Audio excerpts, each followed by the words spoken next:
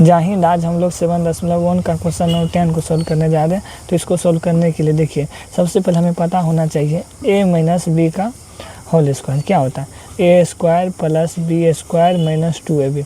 इसी फार्मूला पर हम इसको सोल्व करेंगे। हम इसको a मान लेते हैं और इसको b मान लेते हैं। तो इसको a माइनस बी के होल स्क्वायर पर हम इसको बैठा सकते हैं। तो हम देखिए बैठाते हैं, यहाँ पे हल लिख देते हैं।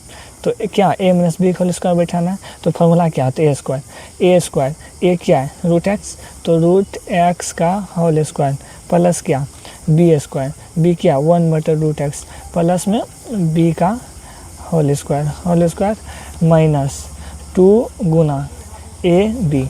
ए क्या है रूट एक्स गुना बी का मान कितना 1/√x। कोष्ट बंद कर देते हैं, यहाँ पे भी एक तो कोष्ट दे देते हैं और यहाँ पे dx लिख देते हैं। फिर आगे चलिए देखिए क्या होता है।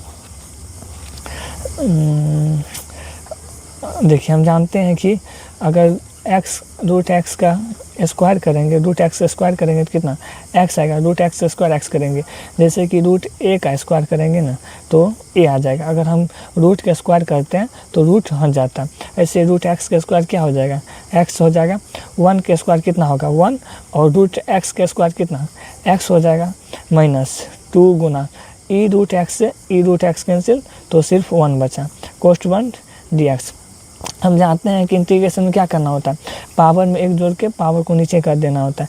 x पे कुछ नहीं तो 1 है, इसमें 1 जोड़ेंगे तो कितना 2 हो जाएगा और इसी 2 को नीचे भी कर देना प्लस। हम जानते हैं कि 1/x का इंटीग्रेशन log x होता है। तो 1/x क्या होता है log x माइनस 2 गुना 1, 2 के साथ कुछ नहीं है, 2 नहीं होगा 1 का क्या हो जाएगा x, तो क्या हो जाएगा 2x प्लस c।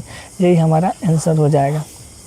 जाहिद आज हम लोग 7.1 का क्वेश्चन नंबर 20 को सोल्व करने जा रहे हैं। तो इसको सोल्व करने के लिए देखिए, सबसे पहले हमें पता होना चाहिए कि जैसे a माइनस बी बटे 4 लिखा है ना, तो हम इसको ऐसे लिख सकते हैं a/4 माइनस b/4। मतलब ये नीचे हम जो 4 है ना ये दोनों के लिए, तो हम इस दोनों को बांट दिए। ऐसे ही यहाँ पे कोस स्क्वायर x है तो कोस स्क्वायर एक्स इसको 2 को भी दे देंगे, फिर इसको भी देंगे, दोनों को बांट देते। देखिए कैसे करना है, 2 बटा क्या है कोस स्क्वायर एक्स माइनस क्या बचा 3 sin x, तो यहाँ पे 3 sin x लिख देंगे। नीचे में क्या है कोस स्क्वायर एक्स dx लिख दिए। तो हम लोग पढ़े हैं, इसको ऐसे लिख सकते हैं 2 गुना 1 बटा cos square x minus 3 sin x बटा ये जैसे है उसको ऐसे ही उतार देना है कोस एक्स dx। हम लोग पढ़े हैं सेक स्क्वायर एक्स गुना कोस स्क्वायर एक्स बराबर 1 होता है। तो फिर सेक स्क्वायर एक्स बराबर क्या होगा 1 बटा कोस स्क्वायर एक्स। यहाँ पे भी वही है ना 1 बटा कोस स्क्वायर एक्स। तो 1 बटा कोस स्क्वायर एक्स की जगह क्या लिख सकते हैं सेक स्क्वायर एक्स। तो 2 को रहने देते हैं, 2 को बाहर कर लेते हैं, बचेगा क्या यहाँ आ जाएगा सेक स्क्वायर एक्स और dx इसको भी देते हैं, फिर इंटीग्रेशन इसको भी बांट देते हैं।